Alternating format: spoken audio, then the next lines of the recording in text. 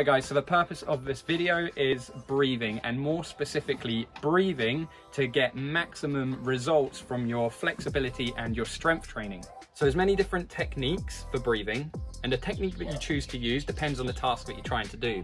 So there's a specific way to breathe when you're doing strength training and you want to contract your muscles. There's also a specific way to breathe when you're stretching and you want to relax your muscles. Okay, so an important bit of information that I feel I need to share with you is that you should breathe through your nose and out of your nose rather than through your nose and out of your mouth. I learnt this in James Nestor's book.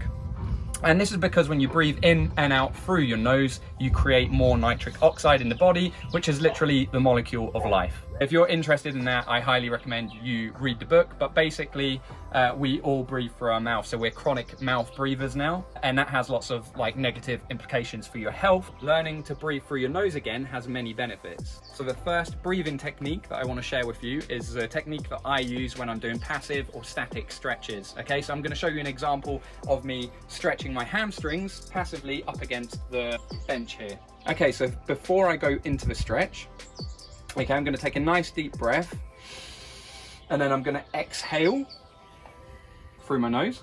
And as I exhale, I'm just going to move into that stretch. The exhalation is relaxing my body and I'm pushing into that stretch. Okay, when I'm in this position here and I've reached my end range of motion, I'm just going to focus on slow and controlled breathing. So 5 seconds in, followed by a really slow 5-6 seconds out. And you're basically trying to relax into that as much as you can. But there's also another technique that you can use here to help you get past this block. I've reached my end range of motion, I can't get any further. And this technique is learning to create tension and contract the muscles that you're stretching, and then relax those and go deeper into the stretch. So a good way to do this is to try to create irradiation through the whole body. Okay, so I take a nice deep breath. I fill my diaphragm to create tension, and I'm just going to use my hand as an example here. As I breathe in, I squeeze my hand and I'm contracting these muscles that I'm stretching. Okay, and then as I relax the muscles, exhale deeper into the stretch. Okay, so think about inhaling, creating tension, exhaling, relax deeper into this stretch. And you can do this as many times as you need to until you find that you've moved on a little bit and you've gained a little bit extra range of motion. Okay, so the next technique for breathing is when we're doing isometric, okay? And to use an example here, I'm going to do an isometric stretch.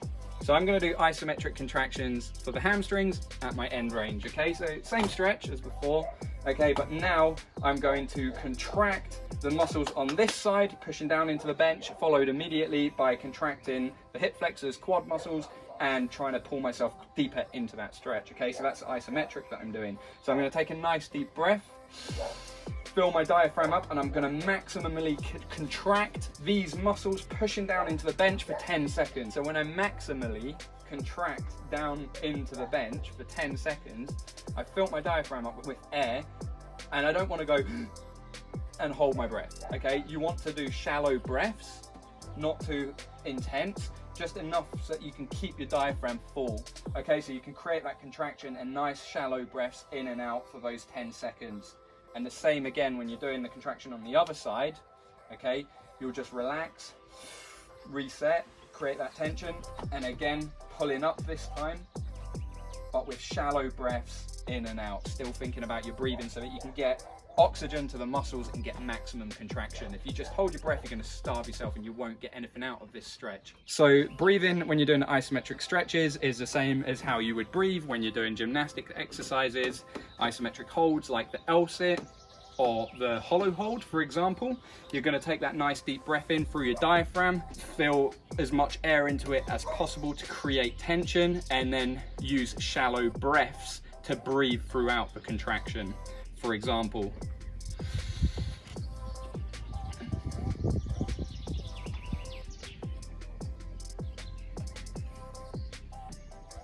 so obviously if you just hold your breath, you end up just starving your body of oxygen and limiting your potential to hold it for any length of time. And then there is a breathing technique that you use when you're weightlifting.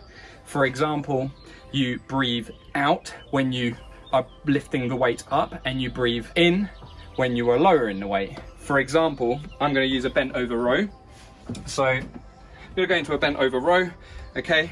And then from here, what I'm going to do is I'm going to breathe out as I pull the weight in, and in as I lower the weight, okay? So breathe out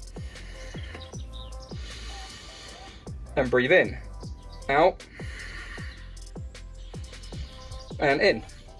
There's also this breathing technique that you can use when you're squatting to help you maintain a contraction throughout your entire body to maximize your strength.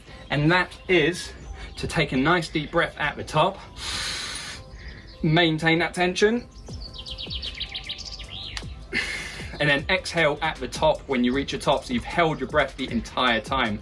Inhale again.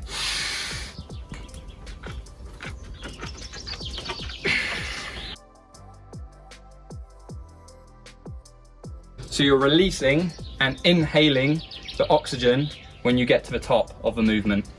There's still so much that I want to learn about breathing, because there's so many techniques that you can use for different things, like I mentioned at the beginning, but these are just a few of the basic techniques that are going to help you at the very least to maximize your training and get the most out of it so you can get the best results.